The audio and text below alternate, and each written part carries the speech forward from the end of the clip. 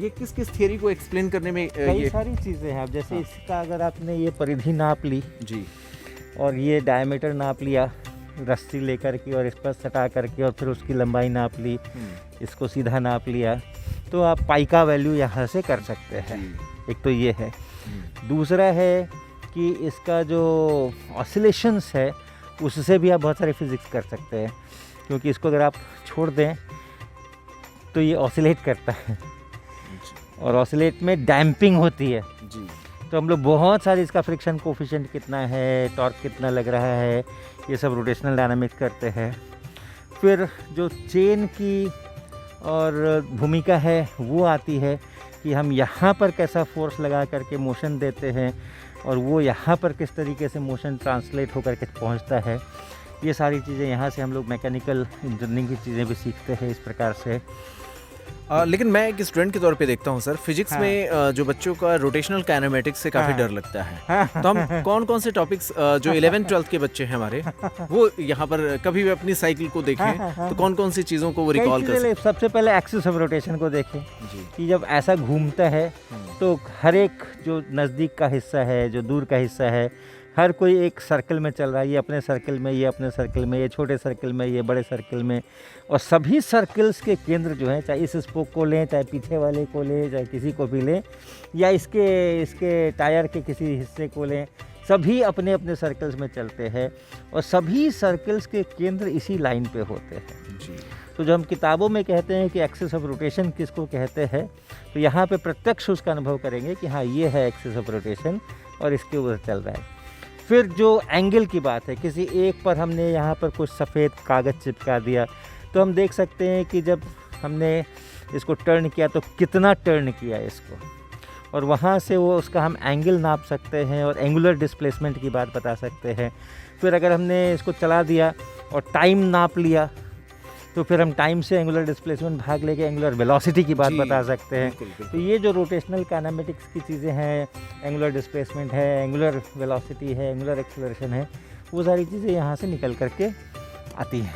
मतलब यही है कि सर के कहने का मतलब कि हम अपनी रोज़मर्रा की जो चीज़ें हैं उसके साथ कनेक्टिविटी अपनी फील करें तो शायद फिजिक्स उतना डरावना ना बन सके, है ना सर?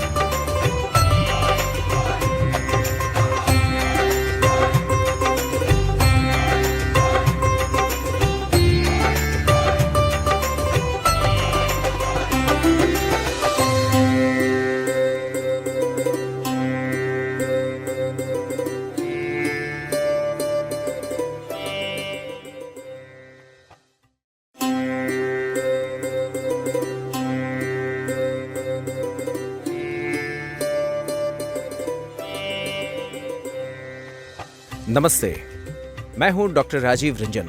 मैंने एम्स दिल्ली से अपनी पढ़ाई की है और मैं रेगुलर प्रोफेसर एच.सी. वर्मा सर के पास आता रहता हूं मिलने के लिए। प्रोफेसर एच.सी. वर्मा सर का एक बहुत ही अच्छी चीज़ मुझे ये लगती है कि वो मानते हैं कि ज्ञान कभी भी समाप्त नहीं होता है। ज्ञान की जो सीमाएं हैं वो अनंत हैं। शर्त ये है कि ये एक ओलंपिक के मशाल के तौर पर एक स्टूडेंट से दूसरे स्टूडेंट तक पहुंचती रहे। मेरे कहने का मतलब ये है कि सर का जो इनोवेशन है, सर की जो पूरी जीवन की जो यात्रा जिसमें इन्होंने बहुत सारी चीज़ों को इकट्ठा किया है, वो हम प्रैक्टिकली हम सभी स्टूडेंट अपने जीवन में उसे उतारें तो ज़्यादा बेहतर होगा। दूसरी चीज़ मैं ये भी कहना चाहूँगा कि जो हम अपने जीवन में उससे बेनिफिट पाते हैं समाज के लिए या हम अपने सिस्टम के लिए, हम अपने सोसाइटी के लिए, उसको रिटर्न भी करें, ये भी हम सर के जीवन से सीख सकते हैं। यहाँ पर सवाल कई सारे हमारे मन में आते हैं कि बहुत सारे बच्चों को ये लगता है कि मैं कर ही क्या पाऊँगा, साइंस तो मैं घर की मजबूरी में पढ़ रहा हूँ, क्योंकि इंडिया में जो बच्चे करना चाहते हैं वो हमें मौके मिलते नहीं हैं। तो जो बच्चे साइंस को लेकर के डरते हैं कि मैं तो पढ़ने में कमज़ोर हूँ, तो मैं सर से जानना चाहूँगा, सर आप अपने स्टूडेंट टाइम में कैसे थे पढ़ने में? मैं भी कमज़ोर ही था। थोड़ा से इसके बारे में आप बताएंगे कैसे आपका जीवन रहा? मैं कमज़ोर ही था पढ़ने में स्कूल के समय में, और बहुत ख़राब नंबर आया करते थे। पास करना भी मुश्किल होता था, 30% नंबर लाना भी मुश्किल होता था। तो कोई भी ये ना समझे कि मैं कमज़ोर हूँ। मेरे साथ अच्छी बात यही रही कि खराब नंबर आने पर भी मैंने कभी भी अपने को कमज़ोर नहीं समझा और बड़े गर्व के साथ और उत्साह के साथ मैंने जो मुझे आता था वो अपने साथी संगियों को मैं सिखाता रहता था, और जो मैं सिखाता था लोगों को, उनको वो नहीं आता था। जो किताब में लिखा होता था वो आता था उनको, लेकिन मैं कुछ सिखाता था तो कुछ अलग ही सिखाता था। तो परीक्षाओं के नंबर में इसमें उसमें उलझ करके नहीं रहना। अपनी शक्तियाँ बहुत होती हैं, अनंत होती हैं। तो किसी समय में अगर उसको मोड़ दिया परीक्षा में अंक लाने के लिए तो वो भी आ जाते हैं, वो भी बड़ी मुश्किल नहीं है। शुरुआत के अंदर में वैसा था, लेकिन एक बार इंटर ख़त्म हुआ और 12वीं क्लास 11वीं क्लास फिर बीएससी एमएससी, तो उस समय में बहुत अच्छे नंबर भी आए। आईआईटी कानपुर में भी एमएससी में टॉप किया मैंने। तो ये है कि अपने को कमज़ोर कभी नहीं समझने का है, अपने को कभी भी ये नहीं समझने का कि मुझसे नहीं होगा। सब कुछ होगा, बिल्कुल होगा। और अगर ये इस काल की बात करें, कोविड काल की, तो इस समय में तो अपने पास और भी ज़्यादा अपॉर्चुनिटी है, क्योंकि समय ज़्यादा मिलता है। स्कूल जाने में तो बहुत समय जाने आने में लग जाता है, उसके लिए तैयार होना पड़ता है, उसके लिए कंघी पट्टी करनी पड़ती है। अभी तो वो सारा समय बचा हुआ है। ऑनलाइन क्लासेस भी अगर होती हैं तो भी बहुत सारा समय है। तो घर पे कुछ न कुछ हम विज्ञान अगर देखें कि क्या समझ सकते हैं, क्या कर सकते हैं, सवेरे से जब हम उठते हैं, ब्रश करते हैं, उस समय से वो उसका मंथन शुरू करें कि कब कौन सा साइंस हम यहाँ पे इस्तेमाल कर रहे हैं, कौन सी केमिस्ट्री कब इस्तेमाल हो रही है, कौन सी फिज़िक्स कब इस्तेमाल हो रही है, कौन सा गणित कब इस्तेमाल हो रहा है, तो आपको बहुत मज़ा आएगा। आपको बहुत मज़ा आएगा। नहाते समय में आप लोटे से पानी डालते समय में, ये करते समय में, अगर उस समय में आप देखें कि किस प्रकार का मोशन हो रहा है, क्या हो रहा है। अगर आप कपड़े धो रहे हैं उस समय में आप देखें कि वो साबुन कैसे काम कर रहा है, और ठंडा पानी हो तो कैसा सफाई होती है, गर्म पानी हो तो कैसे सफाई होती है। किचन के अंदर में खाना बनता है, उसको थोड़ा ध्यान से देखें कैसे उसमें हीट का ट्रांसमिशन होता है, कब रेडिएशन होता है। बहुत कुछ है सीखने के लिए, बहुत कुछ करने के लिए अपने घर के अंदर है।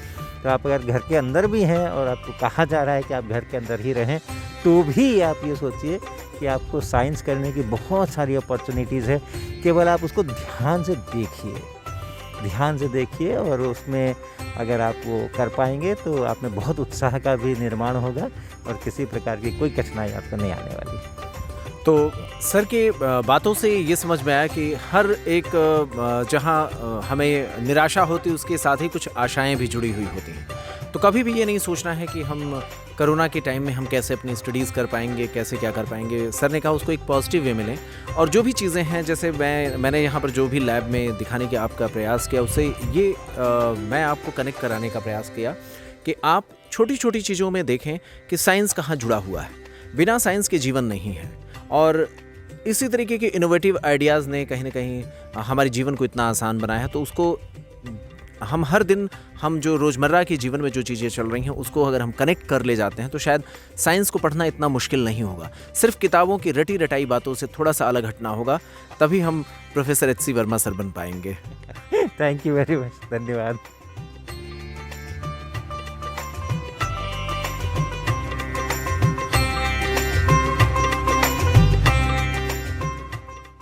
Unacademy. Let's crack it.